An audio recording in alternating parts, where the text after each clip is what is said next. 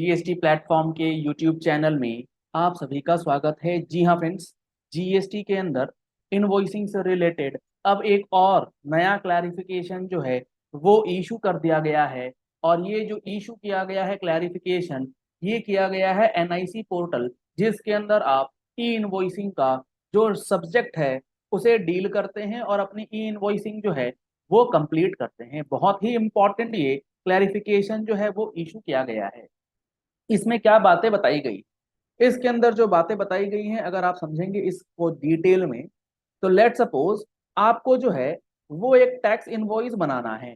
और ये जो आप टैक्स इनवॉइस बना रहे हैं, ये आप बना रहे हैं किसी गवर्नमेंट एजेंसी को जो आपने सर्विसेज दी हैं, या आप बना रहे हैं किसी पीएसयू को जिसको आपने किसी प्रकार की कोई सप्लाई करी है। और आपने जो ये सप्लाई करी है, इन सप्लाईज के ऊपर जब ये जो आपका रेसिपिएंट है, गवर्नमेंट एजेंसी हो, गवर्नमेंट कॉन्ट्रैक्ट की कॉन्ट्रैक्टीज हो या पीएसयूज हो, उनकी लाइबिलिटी आ रही है सेक्शन 51 ऑफ जीएसटी के अंदर टीडीएस काट के जमा करना। आपका यानी कि टीडीएस कट रहा है। और अब यहाँ पर कंफ्यूजन ये आती है काफी सारे लोगों को कि अब जब ये टीडीएस कटता है सेक्शन 51 ऑफ जीएसटी के अंदर, तो उसमें जो इनका जीएसटी रजिस्ट्रेशन होता है, यानी कि जो डिडक्टर है उसका जो जीएसटी रजिस्ट्रेशन दिया जाता है वो दिया जाता है 10 बेसिस पे। यानी कि सेक्शन 25 आप पढ़ेंगे तो उसमें ये बात आपको पता लगेगी कि उनके लिए 10 नंबर होना मैंडेटरी है और उनका जीएसटी रजिस्ट्रेशन 10 बेस्ड होता है, जैसा कि बाकी लोगों का नहीं होता, उनका होता है पैन बेस्ड। तो अब यहाँ कंफ्यूजन ये है लोगों के अंदर कि ये जो हमने टैक्स इनवॉइस बनाया, और ये जो टैक्स इनवॉइस बनाया गया है जो कि 10 बेसिस पे है, और ये जो सप्लायर है लेट सपोज ए, इसका टर्नओवर 5 करोड़ रुपए से ज्यादा का है और इसके ऊपर ई इनवॉइसिंग एप्लीकेबल, तो क्या ये जो बिल बना करके देगा इस गवर्नमेंट एजेंसी को, पीएसयू को, ये जिस भी विभाग को दे रहा है, क्या उसे ई इनवॉइसिंग का जो फॉर्मूला है, जो रूल्स है, उसे फॉलो करना है, या नॉर्मल इनवॉइस से ही काम चल जाएगा। यहां पर सबसे ज्यादा प्रॉब्लम आती है ठेकेदार, किसको? कॉन्ट्रैक्टर्स को। जी हाँ फ्रेंड्स, अगर आपके पास क्लाइंट्स में कॉन्ट्रैक्टर्स हैं तो यहां पर आप इस चीज को समझ पाएंगे।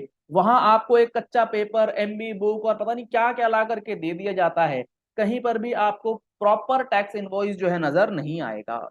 तो इस चीज को आप समझिएगा कि अब जो यहाँ पर ये क्लैरिफिकेशन दिया गया है एनआईसी पोर्टल ने, इसने क्या कहा है कि चाहे आपका पीडब्ल्यूडी हो, चाहे आपका कोई स्टेट गवर्नमेंट की एजेंसी हो, आपको एमबी बुक के बेसिस पे काम नहीं करना है, आपको प्रॉपर ई इनवॉइसिंग जो है वो करना होगा। आप ये नहीं कह सकते कि ये रजिस्ट्रेशन तो 10 बेस्ड है, तो ये बी टू बी थोड़ी हुआ, ये रजिस्टर्ड पर्सन थोड़ी हुआ।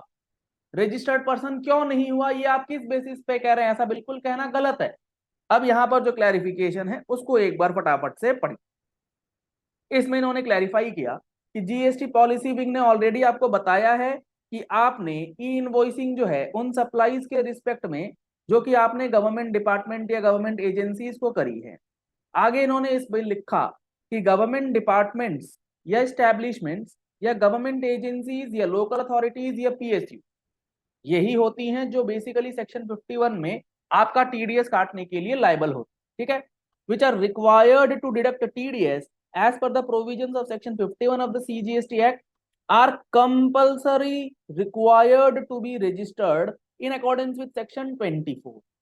यानी कि यहाँ पर ये कहा जा रहा है जब आप ऐसे किसी भी सरकारी दफ्तर का काम उठाते हैं तो उनको रजिस्ट्रेशन लेना, टीडीएस काटने के लिए रजिस्ट्रेशन जो कराना होता है वो मैंडेटरी पर्सन्स होते हैं, उनको कराना ही है रजिस्ट्रेशन। देयरफॉर गवर्नमेंट डिपार्टमेंट और इस्टेब्लिशमेंट और government agency, local authorities, PSU, जो सरकारी विभाग होते हैं जिनको ठेका दिया जाता है, जिनसे ठेका आपको मिलता है, ठेकेदारी का काम आप करते हैं, तो वो कंसिडर किए जाएंगे registered solely for the purpose of deduction and are to be treated as registered person as per the provisions of 2 clause 94। तो यहां पर ये कहा जा रहा है कि ऐसे पर्सन जब सेक्शन 24 में रजिस्टर्ड होते हैं for the purpose of TDS deduction, तो उसे भी रजिस्टर्ड पर्सन ही माना जाएगा वो भी रजिस्टर्ड पर्सन के डेफिनेशन में आता है जो सेक्शन 2 क्लॉज 94 में दिया था। Accordingly, the registered person whose turnover exceeds the prescribed limit for generation of e-invoicing is required to generate e-invoice for the supplies made to such government departments or establishments or government agencies, local authorities under Rule 48। तो इसका मतलब ये कि जब वो registered person है तो आप एज अ सप्लायर जब 10 बेस्ड रजिस्टर्ड पर्सन को कोई माल या सप्लाई करते हैं तो उसका टैक्स इनवॉइस आपको एज पर रूल 48(4) जो है ई इनवॉइसिंग के माध्यम से ही करना है, अगर आपके ऊपर एप्लीकेबल है ई इनवॉइस, यानी कि आपका टर्नओवर थ्रेश होल्ड को क्रॉस कर गया है। काफी सारे लोग इस बात को नहीं समझ रहे हैं, आगे चल के यहाँ आपको प्रॉब्लम आएगी ही आएगी। It is advised hereby that the taxpayers notified for the generation of e-invoices and supplying goods or services to the government departments need to generate B2B invoice। चूंकि वो B2B इनवॉइसेस की कैटेगरी में आएगा, इसलिए उनको ई invoicing जो है B2B की करनी होगी with the GSTN of the government department और सच एजेंसीज। तो आप इसको कतई भी B2C ट्रांजैक्शन जो है वो ट्रीट नहीं करेंगे और B2B मानते हुए इन सब का ई इनवॉइसिंग जो है एज पर रूल 48 सब रूल 4 जनरेट जरूर करेंगे। और अभी तक जितने हमने सेक्शंस यहाँ आपके साथ डिस्कस करा, चाहे वो सेक्शन 25 हो, चाहे वो सेक्शन 2 हो, चाहे वो रूल 48 सब रूल 4 की बात हो, चाहे वो सेक्शन 51 की बात, तो इन सारे सेक्शंस के लिए अगर आपको डिटेल्ड में अंडरस्टैंडिंग लेनी है तो आप हमारा जीएसटी का फुल कोर्स, जिसमें आपको 180 घंटे से ज्यादा की क्लासेस जो हैं वो प्रोवाइड की जा रही हैं, आप इसको एनरोल करा सकते हैं। एनरोलमेंट कराने के लिए आपको नंबर्स स्क्रीन पे दिए गए हैं, इन नंबर्स पे कॉल कीजिए, व्हाट्सएप कीजिए, आपको 180 घंटे से ज्यादा की क्लासेस का बेनिफिट जो है वो मिलने जा रहा है। और फिलहाल अभी आपको इस पे 10% का डिस्काउंट जो है वो भी दिया जाएगा, तो आप इस डिस्काउंटेड ऑफर का बेनिफिट जो है वो भी ले सकते हैं। और इसमें आप 1 साल तक without any limit in classes को सुन पाएंगे, देख पाएंगे और अच्छे से एनालाइज भी कर पाएंगे, जिसमें आपको अमेंडमेंट क्लासेस जो हैं वो फ्री ऑफ कॉस्ट दी जाए। तो आप इस कोर्स का बेनिफिट ले सकते हैं। आप हमारे वेबसाइट, जी हाँ फ्रेंड्स, मैं आपको लिंक बता रहा हूं, आप उस वेबसाइट पे जाकर के भी डायरेक्टली इन कोर्सेज की एनरोलमेंट या डिटेल्स जो है वो ले सकते हैं। learn.gstplatform.com इस साइट पे जाएं और एनरोलमेंट करा दें।